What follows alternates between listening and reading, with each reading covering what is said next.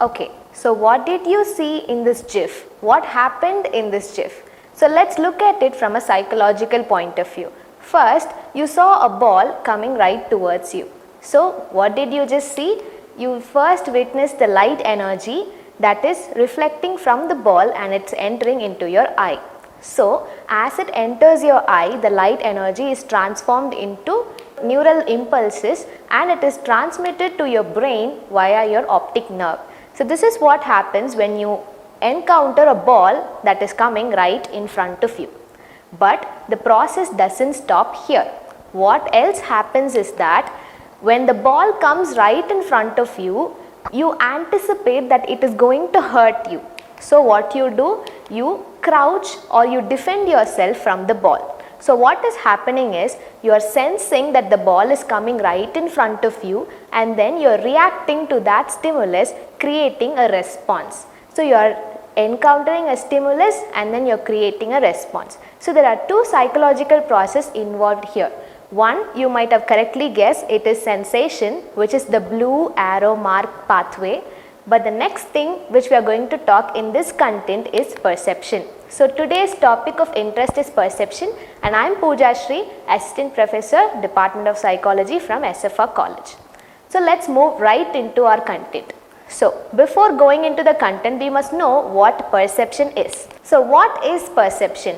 Perception refers to the way in which sensory information is organized, interpreted and consciously experienced. So in order for you to easily understand this definition, let's imagine with your perspective right now. Right now you are looking at me, so your vision is working, so you are looking right into the screen viewing my video. And right now you are also hearing my voice of me hearing. But you don't experience these sensations chop by chop. You consistently and you view it as a whole like a meaningful experience. So what is happening? Something more than sensation is happening. So perception is the process by which you combine all the unique sensations and you provide a particular and temporary meaning to it, making it a meaningful experience. To understand it even more better, let's compare it with a metaphor. So as you can see in the picture, we can see chunks of wood on one side. So chunks of wood by itself doesn't make any sense. But once you transform that wood into a chair, it makes meaning and it's useful. So sensation is like the chunks of wood. Without having any meaning to the sensation, you don't have a meaningful conscious experience in your life. So sensation and perception goes hand in hand. Let me give you another example of how perception is very important in life. So sensation, as you see in the above image, you can see how you can see random shapes or unordered and non-interpreted. So it makes no sense. But once you arrange it into something like this, it makes sense. So in order for your life to make sense and for your life to be meaningful, perception is a necessary concept of our life. That's why we study perception in psychology. So, okay, let's see this image. So, how is this image appearing to you? It looks like a normal face. But let's rotate this image to an upright position. Okay, the image is not normal at all. So, once you rotate the image to its original position, you can see how the eyes are not correct, the lips are not correct, but still your left hand side image seems to be more organized than your right hand side image. So what is happening here? Your sensation might produce inorganized responses, but still your brain makes it meaningful. So what your brain does is, even though your sensations are incorrect, your brain arranges it in a meaningful way so that you perceive something that is correct. So the brain sees the world in a way that makes more sense. Okay, let's see some of the cool illusions that happens in the causation of perception for you to understand more clearly the phenomenon of perception. Okay, look into this image. So there are two squares A and B. Do you think there is a difference between two squares? Is A and B of same color or different color?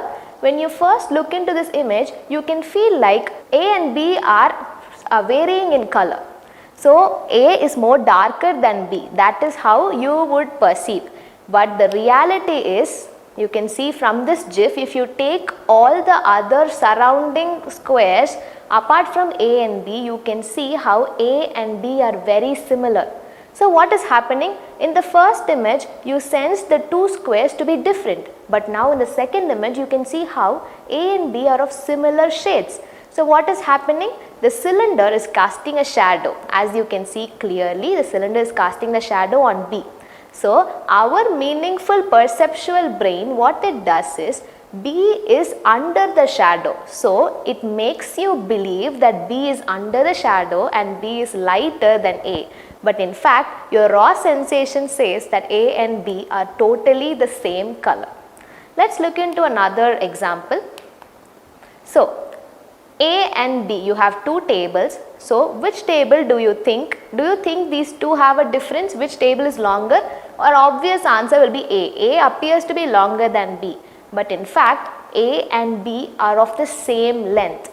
Interesting, right? It is all of the angles of your vision, but your brain deceives you to see the way that you want to see. That makes more meaningful. A appears to be longer than B. This is what your brain says. This is a result of perception. So A and B are of same length, but still the way you see differs. So sensation and perception go hand in hand. Okay. So we saw that perception is something in which you organize the sensory data into some unique patterns. So how do you organize? We use Gestalt principles of organization. So Gestalt literally translates into form or pattern. So there are 6 ways in which you can rearrange your sensory data in order for it to make more meaningful. So the first principle is figure-ground relationship. Okay, I want you to focus on this picture. So if you focus on the black side of the image, you can see a tree and you can see 2 birds flying about it. But if you focus on the white portion of the picture, you can see a lion and a gorilla staring at each other. So what is happening here?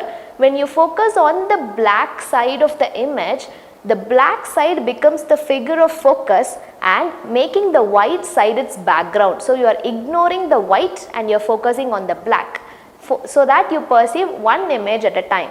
When you shift your focus figure into the white shades, your black shade becomes the ground and your white shade becomes the figure of focus. And now you don't see the tree, you rather see a lion or a gorilla. This is the fear-ground relationship. So wherever you focus your attention to, that portion becomes the figure and the remaining portions which you are not spending any attention to becomes the ground, which is your background. That's the first principle. The second principle is proximity principle. So whenever you see sensory data close to each other, you club them into one particular meaningful experiences. For example, as you can look in the picture, you can see how one particular experiences you club all the circles together. But in the second image, you can see how you are clubbing 2 rows of circles together because they are proximal to each other. This is called proximity principle. So the third principle is similarity principle. So you club certain sensory data that are similar to each other. So from the above picture, you can see how certain circles are white and certain circles are black. So what you do, you group all the white circles together and you group all the black circles together. So the fourth principle is continuity principle. So once you look at it from a matter of second, you can look it as one X symbol, right? But if you look closely into the picture, you can see how it's made up of consecutive dots that are not even touching each other. So you are continuing the line of dots along its path. This is called continuity principle, where you view individual circles as continuing a line. So this is called a continuity principle. So the fifth one is closure principle. So from this image, you can blatantly see a triangle. But you can see how the triangle doesn't even have a connecting line, but still you see a triangle. And moreover, from the black circles, apart from the black triangle, you can see a white invisible triangle overlapping it.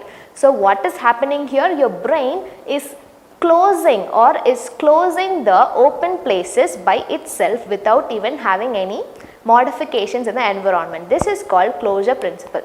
So the next principle is Pragnan's principle. So this is the principle for general gestalt psychology. This principle says that our brain chooses to view things simple. So simplicity is the core here. So as you can see in the picture, you can see how 5 circles are intertwined with each other. So we don't see it that complexly, we just see it as one particular image which contains intertwined circles. So this is called Pragnan's principle. So as you can see, reality is not always what you expect to be. Our brain creates the reality. என்னதான் வந்துட்டு நீங்க பார்க்கறது உண்மை அப்படின்னு நினைச்சாலுமே உங்க brain என்ன சொல்லுதோ அதுதான் வந்து உண்மையா உங்களுக்கு பிரதிபலிக்குது. So this is the quote of today.